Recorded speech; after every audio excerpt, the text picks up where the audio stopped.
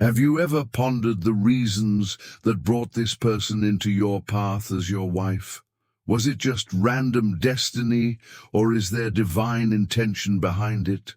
Perhaps your wife is not only your earthly partner, but equally your personal karma and your spiritual grace. According to Paramahansa Yogananda, no romantic encounter is casual. Existence forms a network of forces, decisions, and celestial direction. Every encounter, every connection, every loving feeling has a purpose that transcends superficial understanding.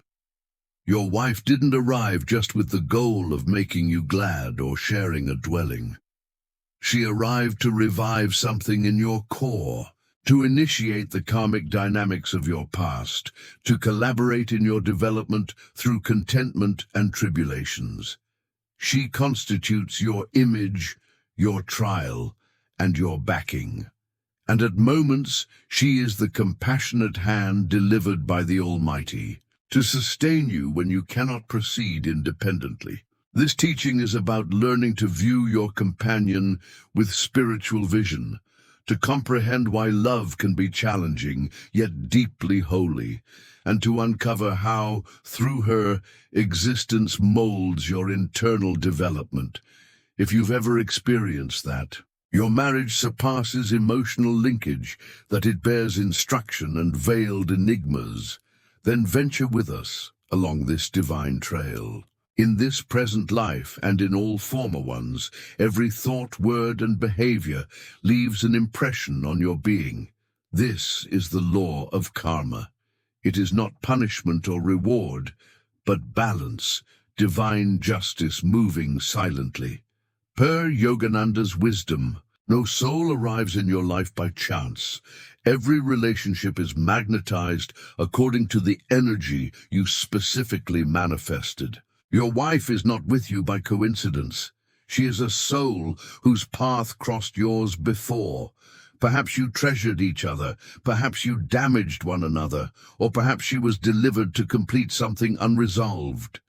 She came back, so these karmic seeds could flourish into development, recovery, and change. Some souls move swiftly through our lives, but a partner is bonded to us deeply, energetically and sacredly. She mirrors your assets and limitations. It's through this reflection that karma manifests its goal. Connections are sacred learning spaces for the spirit. Those most beloved to us are usually the ones with whom we carry the most intense karmic bonds. Your wife is part of your soul's journey back to God, helping you fulfill the invisible script of your past actions.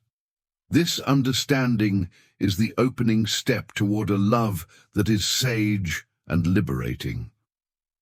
In the sacred traditions of India, the feminine is revered as Shakti, the creative force of the universe.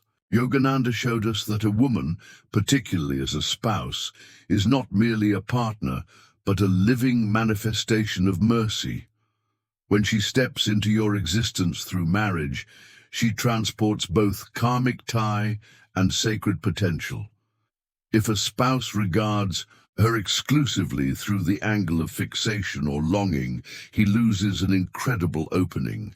But if he observes her with understanding, as a vessel of the Divine Mother, her being becomes blessed.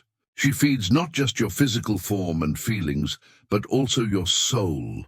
In her expression, you encounter calm. In her force, you encounter boldness. Even in her criticisms or hardships, you find veiled guidance that helps your progression. Yogananda said, "When you learn to see the soul in your partner, you begin to love with the eyes of God." Your wife is not simply fulfilling worldly duties. Consciously or unconsciously, she helps you walk your path. She smooths your rough edges, humbles your pride, and often gives more than she receives. When she loves without condition, she becomes a tool of sacred mercy. This benevolence is not always pleasant. Occasionally it is piercing, occasionally hushed, but it is always blessed. See her as more than a name or role. She's a spark of the divine appearing temporarily as your wife, sent by God to lift your soul. When you regard her this way, your residence becomes a holy place, and your marriage a road to emancipation. Typically in marriage, we look for only bliss, comfort, and friendship. Yet Yogananda gently shows us that authentic love, like genuine, spiritual development, is not always simple. Your companion is present not only to offer delight, but to activate you through the veiled energy of karma. Karma doesn't always appear as anguish, nor is it always effortless to detect. Sometimes it manifests as emotional battles, returning designs, confusion, or the stress of two natures learning to function as one. Your companion, intentionally or not, may provoke responses: wrath, vanity, covetousness, insecurity, not because she is faulty, but because your soul is set to meet and transcend them. This is karma's system of learning. Yogananda declared, "Every difficulty is a quiz to reinforce your essence." When your spouse questions you, she is not aggressing you. She is mirroring something inside you that is prepared to transform. Your tolerance expands when examined. Your pride mellows when modest. Your affection intensifies when it endures the tempest. Instead of wondering, "Why does she behave so?" ask, "What wisdom is this offering me?" Your matrimony is not just emotional, it is spiritual. Through your woman, existence provides teachings packaged in everyday discussions, feeling responses, and quiet instances. Deny them, and they recur. Accept them, and they dissolve.